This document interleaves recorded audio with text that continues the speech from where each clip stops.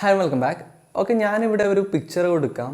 ഈ പിക്ചർ ചിലപ്പം കുറേ ആൾക്കാർക്ക് അറിയായിരിക്കും, എന്നാൽ കുറച്ച് പേർക്ക് അറിയില്ലായിരിക്കും. ഓക്കെ, ഇത് ഡോഡോ പക്ഷിയുടെ ചിത്രമാണ്. ഡോഡോ പക്ഷി എന്ന് പറയുന്നത് ഇന്ന് നമുക്ക് ചുറ്റും കാണാൻ സാധിക്കാത്തൊരു പക്ഷിയാണ്, അല്ലെങ്കിൽ ഇന്ന് ഈ ഭൂമുഖത്ത് നിന്നും തുടച്ചു നീക്കപ്പെട്ട ഒരു പക്ഷിയുടെ ചിത്രമാണ് ഇത്.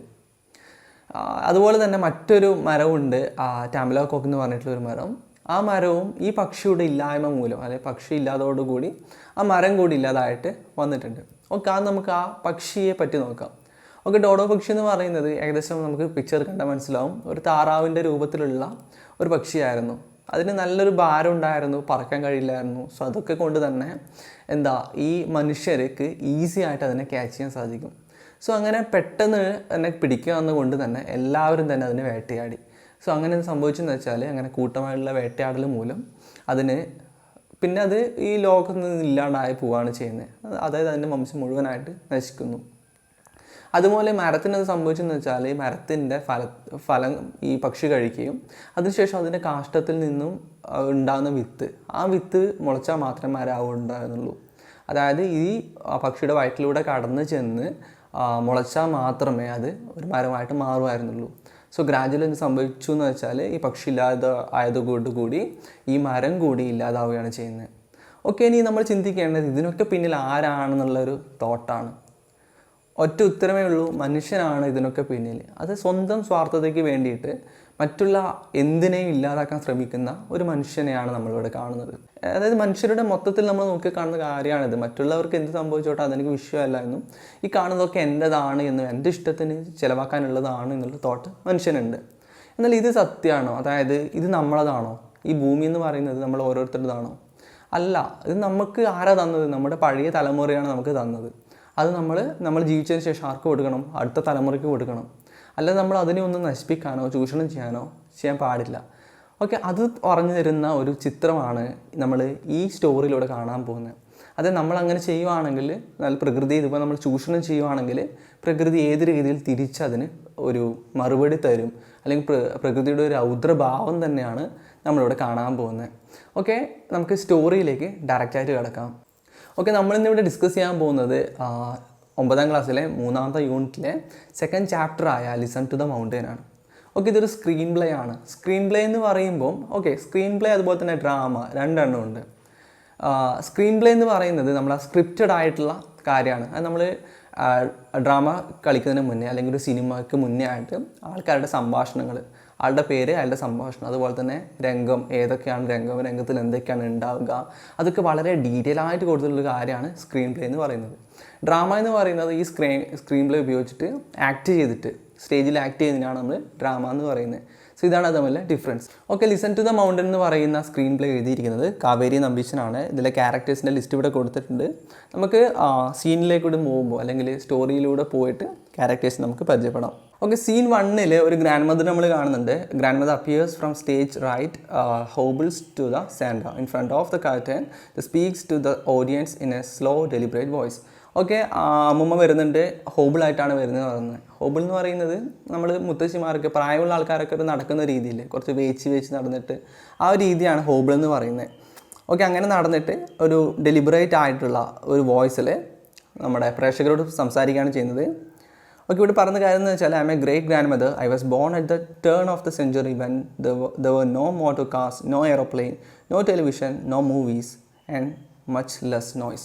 ഓക്കെ, മുത്തശ്ശി വന്നവൾ പറയുന്ന കാര്യം എന്താണെന്ന് വെച്ചാൽ, ഞാൻ ജീവിച്ച ഒരു കാലഘട്ടത്തിൽ വർഷങ്ങൾക്ക് മുന്നേ ഒരു സെഞ്ചുറിയുടെ ടേണിങ്ങിലാണെന്ന് പറഞ്ഞു. സെഞ്ചുറി എന്ന് വെച്ചാൽ 100 വർഷത്തെയാണ് കണക്കാക്കുന്നത്. സോ ആ ഒരു മൊമെൻറ്റിലാണ് ഞാൻ ജീവിച്ചത്. ഞാൻ ജനിച്ച സമയത്ത്, അല്ലെങ്കിൽ ഞാൻ ജീവിച്ച കാലഘട്ടത്തിൽ ടെലിവിഷൻ ഉണ്ടായിരുന്നില്ല, അതുപോലെ തന്നെ എയറോപ്ലെയിൻസ് ഉണ്ടായിരുന്നില്ല, മോട്ടോ വാഹനങ്ങൾ ഉണ്ടായിരുന്നില്ല, അതുപോലെ തന്നെ ശബ്ദ മലിനീകരണങ്ങളും ഉണ്ടായില്ല എന്ന് പറയുന്നുണ്ട്. സോ ഒരു പീസ്ഫുള്ളായിട്ട് അറ്റ്മോസ്ഫിയറിലായിരുന്നു ഞാൻ ജനിച്ചത്. ഓക്കെ, ഇവിടെ അമ്മമ്മ പറയുന്നത് വെച്ചാൽ, ഞാൻ അത്രയും വയസ്സായി, അതായത് എനിക്ക് മക്കളുണ്ടായി, മക്കൾക്ക് മക്കളുണ്ടായി, അവർക്ക് മക്കളുണ്ടായി. സോ എത്ര തലമുറ ഇവിടെ വന്നു? 1, 2, 3 തലമുറകൾ അമ്മമ്മയ്ക്ക് ഉണ്ടായി എന്ന് പറയുന്നുണ്ട്. ഞാൻ ജനിച്ചതും വളർന്നതും ഒക്കെ ഈ സ്ഥലത്തായിരുന്നു. I have lived here all my life, here in this village, on the slopes of Dharmagiri. The river, trees, flowers, birds and animals are all my friends. Okay, ഞാൻ ധർമ്മഗിരിയുടെ ഈ താഴ്വാരത്താണ് ഞാൻ ജനിച്ച് വളർന്നത് എന്നും ഇവിടെയുള്ള എല്ലാ പക്ഷി മൃഗാദികളും എൻ്റെ സുഹൃത്തുക്കളായിരുന്നു എന്നും പറയുന്നു. അതുപോലെ തന്നെ അമ്മൂമ്മയ്ക്ക് ടഫായിട്ടുള്ള ഒരു ലൈഫാണെങ്കിൽ കൂടി ഹാപ്പി ആയിരുന്നു അമ്മൂമ്മ. ആൻഡ് എനിക്ക് എൻ്റെ ഗ്രാൻഡ് സണ്ണാണ് നാരായൺ എന്ന് പറയുന്നത്. ഓക്കെ, നാരായൺ എന്ന് പറഞ്ഞ ക്യാരക്ടർ നമുക്കിവിടെ വരാനുണ്ട്. അതുപോലെ തന്നെ നാരായൺ എന്ന് പറയുന്ന ആ സ്കൂളിൻ്റെ ഹെഡ് മാസ്റ്റർ കൂടിയാണ്. അതിനുശേഷം അമ്മൂമ്മ പറയുന്നത് വെച്ചാൽ അവൻ എന്നോടൊരു ഷോക്കിംഗ് ആയിട്ടുള്ളൊരു കാര്യം പറഞ്ഞു. ഓക്കെ, ഞാനത് പറയട്ടെ എന്ന് നമ്മുടെ പ്രേക്ഷകരോട് ചോദിക്കുന്നുണ്ട്. പിന്നീട് അമ്മൂമ്മേനെ പറയുന്നു വേണ്ട, അത് നിങ്ങൾ കാണുന്നതായിരിക്കും നിങ്ങൾക്ക് നല്ലതെന്ന് പറഞ്ഞിട്ട് ഓക്കെ എന്നും പറഞ്ഞുകൊണ്ട് അമ്മൂമ്മ എന്ത് ചെയ്യുന്നത് വെച്ചാൽ സ്റ്റേജിൽ നിന്നും ആ സീനിൽ നിന്നും പുറത്തേക്ക് പോവുകയാണ് ചെയ്യുന്നത്. പിന്നീട് നമ്മൾ നാരായണനെ കാണുന്നുണ്ട്. ഓക്കെ, ഇവിടെ പറയുന്നത് എന്താണെന്ന് വെച്ചാൽ നമ്മൾ ഒരു അമ്മ പറഞ്ഞിട്ട് കാഴ്ച നമുക്ക് കാണിച്ചു തരാമെന്ന്. സോ ആ കാഴ്ചയാണ് നമ്മൾ കാണുന്നത്. 2 പേര്, നാരായൺ എന്ന് പറയുന്നത് നമ്മുടെ അമ്മൂമ്മയുടെ ഗ്രാൻഡ് ചൈൽഡാണ്. അതുപോലെ തന്നെ ആ സ്കൂളിൻ്റെ ഹെഡ് മാഷാണ്. സാഗർ എന്ന് പറയുന്ന ഒരാൾ ബാംഗ്ലൂരിൽ നിന്ന് അങ്ങോട്ട് വന്നിട്ടുണ്ട്. ആരാ സാഗർ? നമുക്ക് മുകളിൽ നോക്കിയാൽ കാണാം. സാഗർ എന്ന് പറയുന്നത് ബിൽഡിംഗ് കോൺട്രാക്ടറാണ്. ഓക്കെ, അവിടെ നാട്ടിലേക്ക് വരുന്നു. നാട്ടിൽ വന്ന ശേഷം നാരായണൻ പറയുന്നത് ഓക്കെ നമുക്ക് ടീ ഷോപ്പിൽ പോയിട്ട് ഇതിന് സംസാരിക്കാവുന്ന രീതിയിൽ സാഗറിനെയും കൊണ്ട് അങ്ങോട്ട് പോവുക ചെയ്യുന്നത്. ഓക്കെ, നമ്മൾ സീൻ 2 കാണുന്നുണ്ട്. നമുക്കറിയാം പ്ലേ എന്ന് പറയുമ്പോൾ ഒരുപാട് സീൻസ് ഉണ്ടാകും. അതിൽ 2ാമത്തെ സീനാണ് വന്നത്. ഓക്കെ, 2ാമത്തെ സീൻ എന്ന് പറയുന്നത് കർട്ടൻ പൊന്തിയിട്ടുണ്ടാവും, ഉള്ളൊരു കാഴ്ചയാണ് പിന്നെ നമ്മൾ കാണുന്നത്. ഓക്കെ, ഉള്ളിൽ ഇപ്പോൾ സെറ്റ് ചെയ്ത് വെച്ചിരിക്കുന്നത് വെച്ചാൽ ഒരു ടീ ഷോപ്പിൻ്റെ സെറ്റാണ് കാണുന്നത്. ടീ ഷോപ്പിൻ്റെ ഓണർ എന്ന് പറയുന്നത് രമണ്ണ എന്ന് പറയുന്ന ക്യാരക്ടറാണ്. അതുപോലെ തന്നെ ഒരു ട്രാൻസിസ്റ്റർ റേഡിയോ അതിനുള്ളിൽ സെറ്റ് ചെയ്ത് വെച്ചിട്ടുണ്ട്. ഒരു ചെറിയൊരു ഫിലിം മ്യൂസിക് നമുക്ക് കേൾക്കാം. അത് നമ്മൾ സാധാരണ നാട്ടിൻ പുറത്തുള്ള ഒരു ഒരു ഹോട്ടലിൽ അല്ലെങ്കിൽ ഒരു തട്ടുകട മോഡലുള്ള ഒരു ചായക്കടയിൽ പോയാൽ നമുക്ക് കാണുന്ന കാഴ്ചകളായിരുന്നു ഇവിടെ ഉണ്ടായിട്ടുള്ളത്. ഓക്കെ, സാഗറാണ് ഫസ്റ്റ് സംസാരിക്കുന്നത്. സാഗറിൻ്റെ പൊസിഷൻ ഇവിടെ കൊടുത്തിട്ടുണ്ട്, സിറ്റിംഗ് എന്നുള്ള പൊസിഷൻ. നമ്മൾ നേരത്തെ കണ്ട സ്റ്റോറിയിലോ നോവലിലോ ഒക്കെ ആണെങ്കിൽ ഇത്ര കറക്റ്റായിട്ട് അത് കൊടുക്കണമെന്നില്ല. പക്ഷേ പ്ലേയിൽ അത് ഇമ്പോർട്ടൻ്റ് ആണ്, ഓരോരാളുടെ പൊസിഷൻ എങ്ങനെയാണ് എന്ന് പറയുന്നത്. ഓക്കെ, ഇവിടെ ഫസ്റ്റ് ലൈനിൽ തന്നെ ഈ സാഗർ എന്ന വ്യക്തിയുടെ ഒരു അരഗൻ്റ് ആറ്റിറ്റ്യൂഡ്, ഒരു അഹങ്കാരമാണ് നമ്മളിവിടെ കാണുന്നത്. അതായത് അയാളിവിടെ വന്ന കാര്യം പറയുന്നില്ല. പക്ഷേ പറയുന്ന കാര്യം എന്താണെന്ന് വെച്ചാൽ I am only here for 6 months, ഞാൻ 6 മാസം മാത്രമേ ഇവിടെ ഉണ്ടാവുള്ളൂ എന്ന് പറഞ്ഞിട്ട് താങ്ക് ഗോഡ് എന്ന് പറയുന്നുണ്ട്, അല്ലെങ്കിൽ ദൈവത്തിന് നന്ദി പറയുന്നുണ്ട്. അതായത് ഇങ്ങനെ ഒരു വൃത്തിയായിട്ട് നാട്ടിൽ ഒരു ടെക്നോളജി ഒന്നുമില്ലാത്തൊരു നാട്ടിൽ അധികകാലം നിൽക്കുന്നത് തന്നെ വല്ലാത്തൊരു കഷ്ടമാണ്, ബുദ്ധിമുട്ടാണ്. സോ 6 മാസമേ ഉള്ളൂ എന്ന് തന്നെ ദൈവത്തിന് നന്ദി പറയുകയാണെങ്കിൽ ആ നാട്ടുകാരെ ഒരു ആക്ഷേപിക്കുന്നതിന് തുല്യമാണ് ആ ഡയലോഗ് എന്ന് പറയുന്നത്. അതുപോലെ പറയുന്ന കാര്യം എന്ന് വെച്ചാൽ ഞാനിവിടെ നാട്ടിൽ വന്നിട്ട് ഒരു മാർക്കറ്റിൻ്റെ അടുത്തുള്ള ഒരു സ്ഥലത്താണ് ഒരു വാടകയ്ക്കൊരു വീട് എടുത്തിട്ടുള്ളത്. പ്രിമിറ്റീവ് എന്ന് പറയുന്നുണ്ട്. പ്രിമിറ്റീവ് എന്ന് വെച്ചാൽ ഒരു പഴയ വീടാണ്, പക്ഷേ എന്നാലും ഓക്കെ ഞാനത് അഡ്ജസ്റ്റ് ചെയ്തോളാം എന്ന് പറയുന്നു. ഓക്കെ, നെക്സ്റ്റ് രമണ പറയുന്നത് വെച്ചാൽ എന്തുകൊണ്ടാണ് 6 months 6 മാസം മാത്രം ഉള്ളൂ എന്ന് പറയുന്നത്? ഒരു ബിസിനസ്സിനാണോ have come to a business എന്ന് ചോദിക്കുന്നത്, ബിസിനസ്സിന് വേണ്ടിയിട്ടാണോ ഇങ്ങോട്ട് വന്നതെന്ന് ചോദിക്കുന്നുണ്ട്. ഓക്കെ, അതിന് സാഗർ പറയുന്നത് why will I come to a sleepy little dump like this if not for business? ബിസിനസ്സിന് വേണ്ടി അല്ലെങ്കിൽ എന്തിനാണ് ഞാൻ ഇങ്ങനെ ഒരു ചവർ കൂമ്പാരത്തിലേക്ക് വരുന്നത് എന്ന് തിരിച്ച് ചോദിക്കുന്നു. We are building a hotel here, a 5 star hotel. Okay, ഞാനിവിടെ വന്നിട്ടുള്ളത് ഒരു ഹോട്ടൽ പണിയാൻ വേണ്ടിയിട്ടാണ്. ഒരു 5 star ഹോട്ടലാണത്. രമണി അപ്പോൾ ചായ കൊടുത്തുകൊണ്ടിരിക്കുകയാണ്. ഒരു 5 star ഹോട്ടലോ നമ്മുടെ നാട്ടിലോ എന്ന രീതിയിൽ ചോദിക്കുന്നു. അപ്പോൾ സാഗർ കുറച്ച് പ്രൗഡ്ലി പറയാണ് A fabulous multi storied hotel, 300 rooms, shopping complex, swimming pool, health club, video extra the works.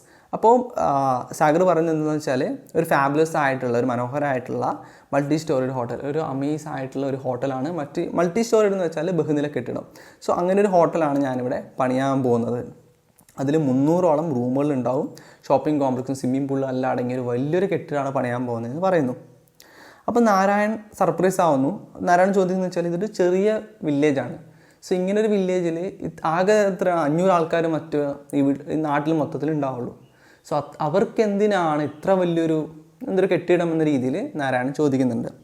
അപ്പോൾ സാഗർ ഓഡിയൻസിനെ നോക്കിക്കൊണ്ടാണ് ഇപ്പോൾ സംസാരിക്കുന്നത്. Village folk they are dump, അതായത് നാട്ടുകാരെ അവഹേളിച്ചു കൊണ്ടുള്ളൊരു സംസാരമാണത്. വില്ലേജിലെ ആൾക്കാർക്ക് അവർക്കൊന്നും അറിയില്ല എന്ന രീതിയിൽ സംസാരിക്കുന്നു. അതിനുശേഷം നാരായണനോട് പറയുന്നത് ടൂറിസത്തിന് വേണ്ടിയിട്ടാണ് ഞാനിവിടെ വന്നിട്ടുള്ളതെന്നും ഇതൊരു നല്ലൊരു ലവ്ലി ആയിട്ടുള്ള കാണാൻ മനോഹരമായിട്ടൊരു വില്ലേജ് ആണെന്നും വാലി മീൻസ് താഴ്വാരത്തിൻ്റെ സെൻറ്ററിലായിട്ടാണ് ഈ വില്ലേജ് ഉള്ളത്. അതുകൊണ്ട് തന്നെ ഇത് നമ്മൾ കണ്ടതിൽ വെച്ചിട്ട് ഏറ്റവും ബെറ്റർ ആയിട്ടുള്ള വ്യൂ ആണ്. ഒരു റിവർ ഉണ്ട്, അത് നല്ല ക്ലീൻ ആണെന്ന് പറയുന്നു. പിന്നെ വാട്ടർഫാൾസ് ഉണ്ട്, ട്രീസ് ഉണ്ട്, വൈൽഡ് ലൈഫ് ഉണ്ട്, എല്ലാം മാർവലസ് ആണ്, എല്ലാം അമേസിങ് ആണ് എന്ന് പറയുന്നു. ധർമ്മഗിരി എന്ന് പറഞ്ഞാൽ വലിയൊരു മൗണ്ടെയിൻ ഉണ്ട്. ആ മലയുടെ മുകളിലേക്ക് കൈ നീട്ടിക്കൊണ്ട് പറയാണ് അവിടെയായിട്ടാണ് നമ്മൾ ഹോട്ടൽ പണിയാൻ പോകുന്നത്. അതായത് അപ്പോൾ അവിടെ നോക്കിയാൽ കാണുന്ന കാഴ്ച എന്ന് പറയുന്നത് ഈ വില്ലേജ് ആയിരിക്കും. സോ അങ്ങനെ ഒരു കാര്യമാണ് നമ്മളിവിടെ ചെയ്യാൻ പോകുന്നത്. ഓക്കെ, ഇത് കേട്ടപ്പോൾ നാരായണൻ ഷോക്കാവാണ് ചെയ്യുന്നത്. The only construction we have on Dharmagiri is the temple build 300 years ago. അതായത് ഒരു ഷോക്കായിട്ട് അല്ലെങ്കിൽ പെട്ടെന്ന് കേട്ടപ്പോൾ ഞെട്ടൽ പറയുന്ന കാര്യം എന്താണെന്ന് വെച്ചാൽ ഏകദേശം 300 വർഷങ്ങൾക്ക് മുന്നേ നിർമ്മിച്ച ഒരൊറ്റ കൺസ്ട്രക്ഷൻ മാത്രമേ നമുക്ക് ആ മൗണ്ടൈൻ്റെ മുകളിലുള്ളൂ. അത് എന്താ ഒരു ടെമ്പിളാണ്, ഒരു അമ്പലമാണെന്ന് പറയുന്നുണ്ട്. ഓക്കെ, രമണ പറഞ്ഞ കാര്യം എന്ന് വെച്ചാൽ അത് നമുക്ക് സാക്രഡ് ആണ്, അത്രയ്ക്ക് എന്താ പവിത്രമാണ് ആ മലനിര എന്ന് പറയുന്നുണ്ട്. അതായത് നമുക്ക് അത്രയും എന്താ പരിപാവനമായൊരു കാര്യമാണ് അത്. സോ അങ്ങനെ ഒരു സ്ഥലത്ത് ഒരു ഹോട്ടൽ തുടങ്ങുന്നതിനുള്ള ഒരു എതിർപ്പ് അവിടെ നമുക്ക് കാണാൻ സാധിക്കുന്നുണ്ട്. അതുപോലെ തന്നെ അതിൽ നിന്ന് ഒഴുകുന്ന പുഴ, ആ പുഴ എവിടെ എത്തുന്നത്? നമ്മുടെ നാട്ടിൽ വെള്ളം തരുന്നത്, നമ്മുടെ ക്രോപ്സിന് ചെടികൾക്കൊക്കെ വെള്ളം കിട്ടുന്നത് അതിലൂടെയാണ്. നമ്മുടെയൊക്കെ ജീവൻ മുന്നോട്ട് പോകുന്നത് ആ വെള്ളത്തെ ആധാരമാക്കിക്കൊണ്ടാണ് എന്ന് പറയുന്നു. ഓക്കെ, നാരായണൻ പറയുന്ന കാര്യം എന്താണെന്ന് വെച്ചാൽ അത് മാത്രമല്ല, അങ്ങോട്ട് പോകാൻ വേണ്ടിയിട്ട് ഒരു ചെറിയ ഇടുങ്ങിയ വഴി മാത്രമേ ഉള്ളൂ. അതുകൊണ്ട് തന്നെ നിങ്ങൾ വാഹനങ്ങൾക്ക് അങ്ങോട്ട് പോകാൻ പറ്റില്ല. മറ്റൊരു കാര്യം എന്ന് വെച്ചാൽ സ്വാഭാവികമായിട്ട് നിങ്ങൾ പോകുന്ന വഴിയിൽ എന്താ ഉള്ള വീടുകൾക്ക് എന്ത് സംഭവിക്കും? എൻ്റെ വീട് കൂടി ആ സ്ലോപ്പിലുണ്ട്, ആ ചെരുവിൽ എൻ്റെ വീട് കൂടി ഉണ്ട് എന്ന് പറയുന്നു. അപ്പോൾ സാഗർ പറയുന്നത് എന്താണെന്ന് വെച്ചാൽ there is nothing to worry, I can tell you this hotel is being build by Dikshit. Okay, ഇവിടെ നമ്മൾ ദീക്ഷിത് എന്ന് പറഞ്ഞൊരു ക്യാരക്ടറിനെ പറ്റി പറയുന്നുണ്ട്. അതായത് ദീക്ഷിത്താണ് ഇവിടെ ഇങ്ങനൊരു ബിൽഡിങ് കൊണ്ടുവരുന്നത്, അല്ലെങ്കിൽ എൻ്റെ ഉടമ എന്ന് പറയുന്നത്. അയാളൊരു മില്യണറാണ്, അതായത് കോടീശ്വരനാണ്. ഒരുപാട് പണം അയാളുടെ കയ്യിലുണ്ട്, ഒരുപാട് ഹോട്ടൽസ് അയാളുടെ കയ്യിലുണ്ട്. അതുപോലെ തന്നെ ഹി ഹാസ് ഓക്കെ വന്ന ഗവൺമെൻറ്റിൽ നിന്ന് ഓക്കെ കിട്ടിയിട്ടുണ്ട്. അതുപോലെ തന്നെ ഞാനും ഓക്കെ പറഞ്ഞിട്ടുണ്ട്. Everything has been arranged, I have come to get the work started. എല്ലാം അറേഞ്ച് ചെയ്ത് കഴിഞ്ഞു, ഇനിയിപ്പോൾ ഒന്നും ചെയ്യാനില്ല, നാളെ തൊട്ട് പണി തുടങ്ങാനാണ്, അതിനാണ് ഞാനിപ്പോൾ ഇങ്ങോട്ട് വന്നിട്ടുള്ളത് എന്ന് കൂടി സാഗർ പറയുന്നു. ഓക്കെ, ഇവിടെ പറഞ്ഞ കാര്യം എന്താണെന്ന് വെച്ചാൽ ഇങ്ങനൊരു ബിൽഡിംഗ് ഇവിടെ കൊണ്ടുവരുന്നതിനെ പറ്റിയിട്ട് നമ്മുടെ നാട്ടുകാരോട് ആരോടും ചോദിച്ചിട്ടില്ല, ആരും പറയുന്നത് കേട്ടിട്ടില്ല. സോ അതുകൊണ്ട് തന്നെ ഇങ്ങനൊരു ഇങ്ങനൊരു ബിൽഡിംഗ് ഇവിടെ കൊണ്ടുവരുന്നത് ആർക്കും തന്നെ ഇഷ്ടപ്പെടില്ല എന്നുകൂടി ഇവിടെ രമണ പറയുന്നുണ്ട്. Sagar ignorance my dear friend, ignorance. So ഇവരെ വീണ്ടും ആക്ഷേപിക്കുകയാണ് ചെയ്യുന്നത്. ഓക്കെ, ഇവിടെ സാഗർ പറയുന്ന കാര്യം എന്താണെന്ന് വെച്ചാൽ സ്വാഭാവികമായിട്ടും അങ്ങോട്ട് പോകുമ്പോൾ ചില വീടുകൾ ചിലപ്പം ഇടിച്ചു നിരത്തേണ്ടി വന്നേക്കാം. പക്ഷെ അതിന് മനോഹരമായ രീതിയിൽ നഷ്ടപരിഹാരം ആര് തരും? ദീക്ഷിത് തരും. അതുമാത്രമല്ല, അങ്ങോട്ട് പോകുമ്പോൾ നമ്മൾ എന്ത് ചെയ്യും? ആ റോഡ് വീതി കൂട്ടി നല്ല ടാറ് റോഡാക്കും. അതായത് ഇതൊക്കെ നിങ്ങൾക്ക് കൂടി വേണ്ടിയിട്ടാണ് എന്നുള്ള രീതിയിലാണ് സാഗർ സംസാരിക്കുന്നത്. സോ പേടിക്കേണ്ടെന്ന് ആവശ്യമില്ല. മാത്രമല്ല ടൂറിസ്റ്റുകൾ ഇങ്ങോട്ടേക്ക് ഒഴുകിയെത്തും എന്ന് കൂടി പറയുന്നു. And it will be one of the best luxury hotels in the country. ഈ രാജ്യത്തെ ഏറ്റവും സമ്പന്നമായ ലക്ഷറീസ് ആയിട്ടുള്ള ആഡംബരമായിട്ടുള്ള ഹോട്ടലായിട്ട് ഇത് മാറും. ഇപ്പം നാരായണൻ ഡൗട്ട്ഫുള്ളി ഒരു സംശയത്തോട് ചോദിക്കുകയാണ്, where are the men to build your hotel, where is the machinery?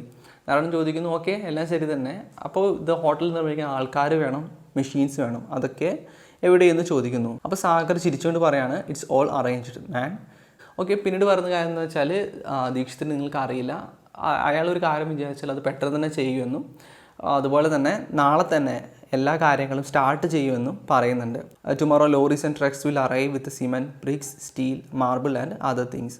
V are bringing the labourers, of course a few hundred.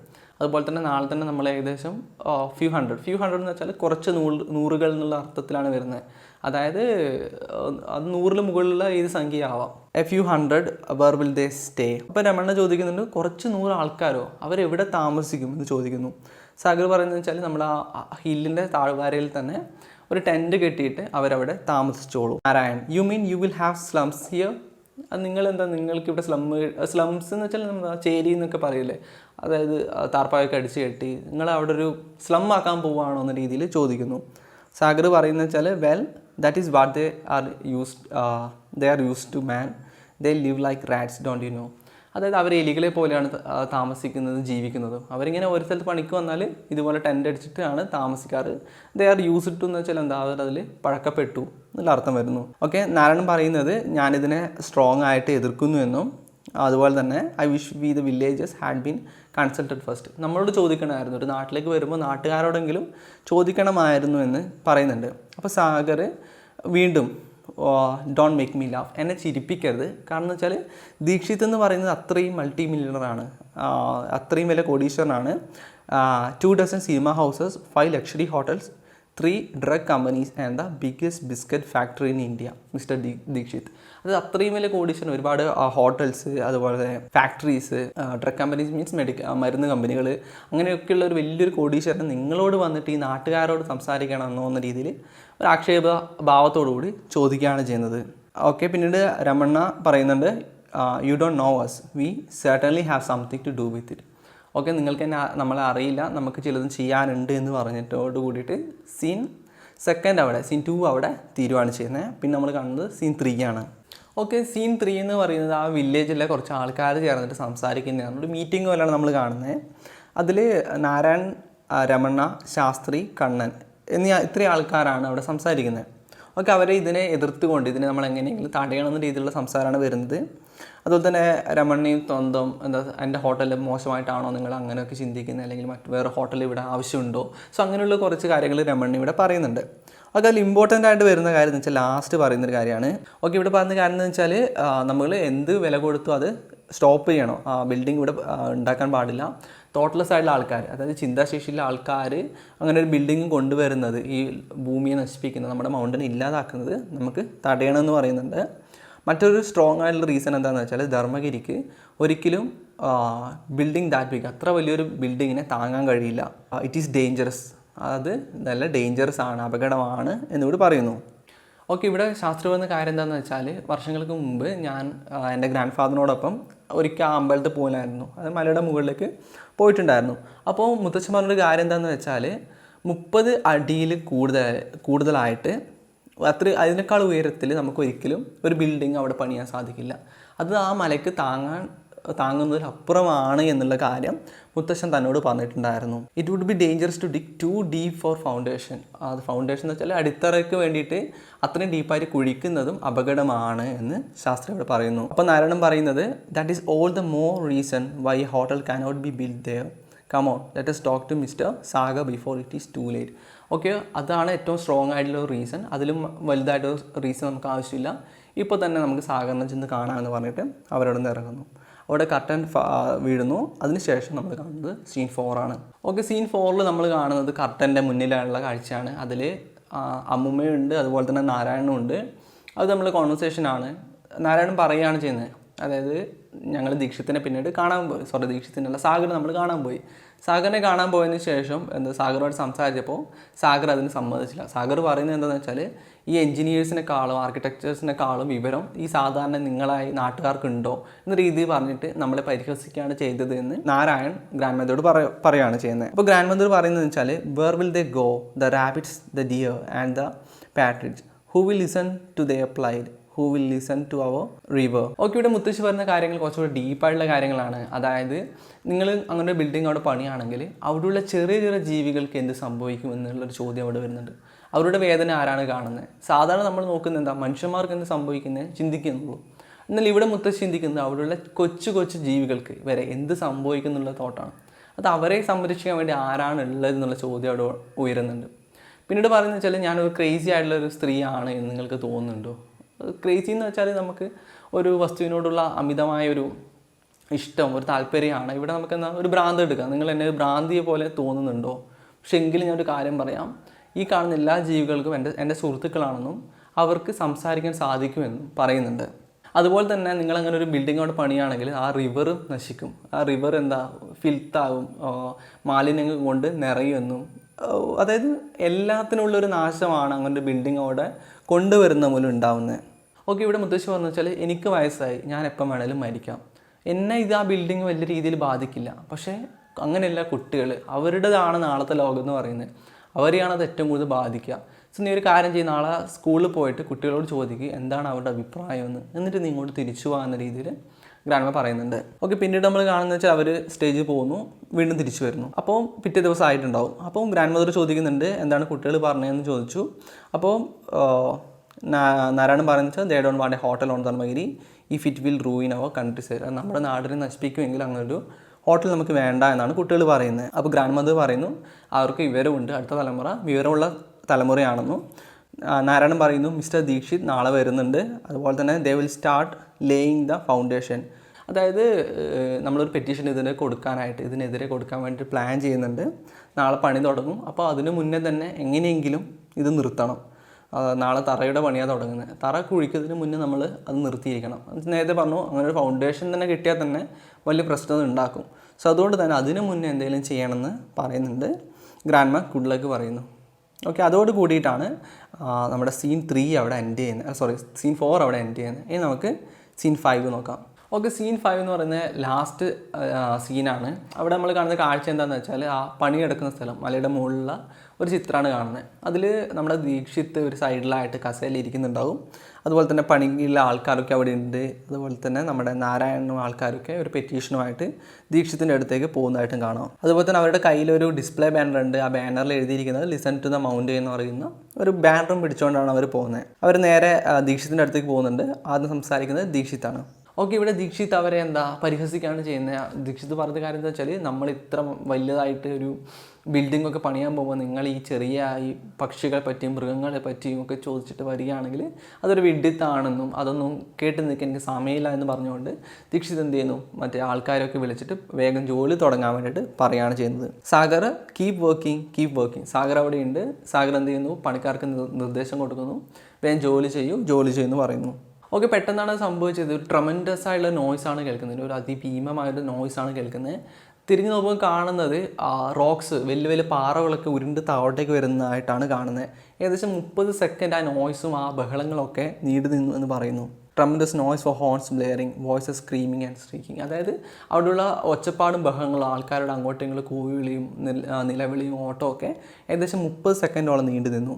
Land slide അതായത് മണ്ണിടിച്ചിലാണ് അവിടെ സംഭവിച്ചിട്ടുള്ളത്. Voice off stage. ഒക്കെ ഇവിടെ ദീക്ഷിത്തും സാഗറും ഒരു പരിഭ്രാന്തിയോട് കൂടിയിട്ട് ചുറ്റും നോക്കിയിട്ട് സ്റ്റേജിൻ്റെ പിറകിലേക്ക് ഓടിപ്പോവാണ് ചെയ്യുന്നത്. പിന്നീട് നാരായണൻ പറയുന്നുണ്ട്, let us get help, we must help the injured, hurry. Okay, Narayanan എന്ന് പറയുന്നത് ഒരു ഗ്രാമവാസിയാണെന്ന് പറഞ്ഞ് നേരത്തെ ആക്ഷേപിച്ചിരുന്നു മറ്റുള്ള ആൾക്കാർ. പക്ഷേ ഇപ്പോൾ ഒരു അപകടം വന്നപ്പോൾ ഈ ഗ്രാമവാസികൾ തന്നെ വേണ്ടി വന്നു എന്നാണ് ഇവിടെ കാണിക്കുന്നത്. അത് അപകടം പറ്റിയ ആൾക്കാരെ ശുശ്രൂഷിക്കാൻ വേണ്ടിയിട്ടുള്ള നാരായണൻ്റെ ചിന്താഗതിയാണ് നമ്മളിവിടെ കാണുന്നത്. വേഗം തന്നെ ഇഞ്ചേർഡ് ആയിട്ടുള്ള മുറിവ് പറ്റിയുള്ള ആൾക്കാരെ, അപകടം വന്ന ആൾക്കാരെ സഹായിക്കൂ എന്ന് നാരായണൻ പറയുന്നു. ഇവിടെ നേരത്തെ കണ്ട ആ ദീക്ഷിത്തും അതുപോലെ സാഗറും സ്വന്തം ലൈഫ് മാത്രം നോക്കിയിട്ട് ഓടി രക്ഷപ്പെടുകയാണ് ചെയ്തത്. എന്നാൽ ഇവിടെ സാധാരണ ആൾക്കാർ, ഗ്രാമവാസികൾ എന്ത് ചെയ്യുന്നത് വെച്ചാൽ അവർ മറ്റുള്ള ആൾക്കാരെ കൂടി ഹെൽപ്പ് ചെയ്തിട്ട് എല്ലാവർക്കും വേണ്ട പരിചരണം നൽകുന്നതായിട്ട് നമ്മളിവിടെ കാണുന്നു. ഓക്കെ, പതുക്കെ എല്ലാം ശാന്തമായിട്ട് തിരിച്ചു വന്നു. അതായത് രോഗം വന്ന ആൾക്കാരൊക്കെ ചികിത്സിക്കുക, അതായത് മുറിവ് പറ്റിയ ആൾക്കാർക്കൊക്കെ ചികിത്സയൊക്കെ നൽകി. ചില ആൾക്കാർ മുടന്തിയിട്ടാണ് പോകുന്നത്. അതിൻ്റെ ഒരു പിക്ചർ തരുന്നുണ്ട്. പക്ഷെ പതുക്കെ രംഗമൊക്കെ ശാന്തമായി. ഏറ്റവും അവസാനം പറയുന്നത് ഗ്രാൻഡ് മദറിൻ്റെ ഒരു ഡയലോഗാണ്. In a sad slow voice to audience. സാഡായിട്ടുള്ള സ്ലോ ആയിട്ടുള്ള ഒരു വോയിസിൽ ഗ്രാൻഡ് മദർ പറയാണ്, finally the mountain spoke loud enough for everyone to hear. അവസാനം മലനിരകൾ സംസാരിച്ചു. അത് എങ്ങനെ സംസാരിച്ചു? സാധാരണ ജനങ്ങൾക്ക് കൂടി കേൾക്കത്തക്ക രീതിയിൽ അത്ര ഉച്ചത്തിൽ സംസാരിച്ചു. ഓക്കെ, നമ്മുടെ വില്ലേജിനെ സംഭവിച്ച് നോക്കുമ്പോൾ അതൊരു ട്രാജഡി തന്നെയാണ്, ഒരു ദുഃഖകരമായ വാർത്ത തന്നെയാണ്. ഓക്കെ, ആ മണ്ണിടിച്ചിൽ ഏകദേശം 10ഓളം വീടുകൾ എന്ത് ചെയ്തു, മണ്ണിനടിയിലേക്ക് പോയി. അതുപോലെ തന്നെ 11 ആൾക്കാരാണ് ആ മണ്ണിടിച്ചിൽ മരിച്ചത്. അതിൽ 2 കുട്ടികളും ഉണ്ട്. വൈപ്സ് ഹർ ഐസ്, അത് പറഞ്ഞുകൊണ്ട് അമ്മമ്മ തൻ്റെ കണ്ണീര് ഒപ്പുന്നു. I knew it all along, nature always speaks if we care to listen.